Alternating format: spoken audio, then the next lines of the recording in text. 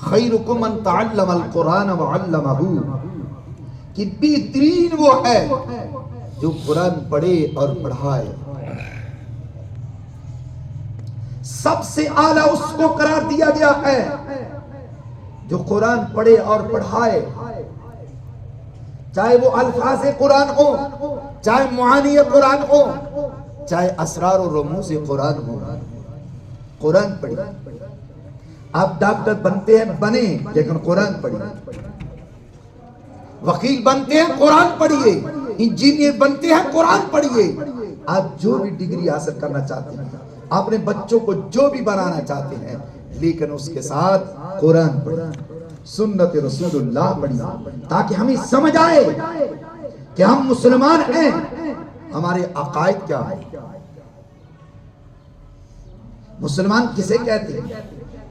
یہ تعلیم اس وقت تک ہمیں نہیں آئے گی جب تک ہم کتاب اللہ اور سنت رسول اللہ کو نہیں پڑھیں گے، اسلام کو نہیں پڑھیں گے. اس لیے مجھ سمیت ہر ایک کو یہ کوشش کرنی چاہیے کہ میرے بچے جو ہیں جو بھی تعلیم دنیاوی حاصل کرتے ہیں، لیکن اس کے ساتھ ساتھ دین کو ضرور حاصل کریں. اب بچہ حافظ ہو گیا ہے، یہ بھی ایک پروسیس ہے. بس میرا بیٹا حافظ ہو گیا، ماں بھی کہتی ہے، باپ بھی کہتی ہے، چچا بھی کہتا ہے، ماموں بھی کہتا ہے. لیکن یاد رکھنا، قرآن کو یاد کرنے کے لیے ہر روز قرآن کو پڑھنا ہے، تب قرآن رہے گا. اگر تم نے قرآن کو چھوڑ دیا تو یاد رکھنا قرآن تمہیں چھوڑ دے گا.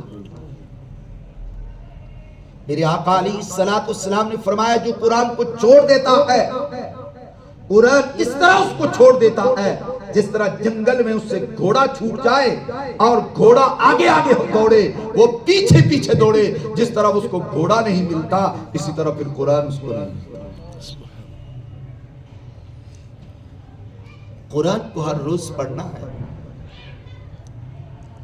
باقاعدگی سے پڑھنا ہے، پڑھ کر چھوڑنا نہیں ہے. یہ اس سے بڑا گناہ ہے کہ نہیں پڑھا تو اس میں تو اس کا قصور نہیں ٹھہرا، لیکن پڑھ کر بلا دینا یہ زیادہ. ہمارے اکابرین ہم وقت قرآن کو پڑھتے تھے. ہماری اسی ماضی قریب میں اہل سنہ کے بلکہ پوری ملت اسلامیہ کے عظیم قائد گزرے ہیں، جو اپنے زمانے میں دین و دنیا کو اتنا جاننے والے تھے کہ اپنے دور میں کوئی مثال نہیں رکھتے تھے. جن کا نام امام شاہ نورانی صدیقی رحمت اللہ تعالی علیہ ہے. اگر آپ میں سے اکثر لوگ جانتے ہیں، اگر نہیں جانتے تو ان کو پڑھ لیجئے. وہ قرآن کے حافظ تھے، قرآن کے قاری تھے، قرآن کے عالم تھے، اور دنیا کی تقریباً ہر زبان جاننے والے تھے. لیکن اس میں ایک آیت کو عرض کر دوں کہ میں نے ان سے ایک دور کرنے والے قاری سے پوچھا کہ امام نورانی رحمت اللہ تعالی علیہ قرآن کو کس طرح پڑھتے ہیں.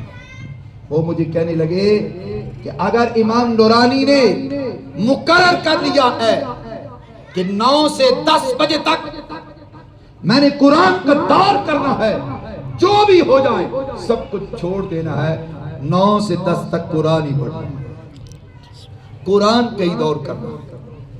اس لیے دوستو، قرآن حافظ قرآن بنے، قاری قرآن بنے، عالم دین بنے، لیکن قرآن کو پڑھے، قرآن کے اوپر عمل کرے.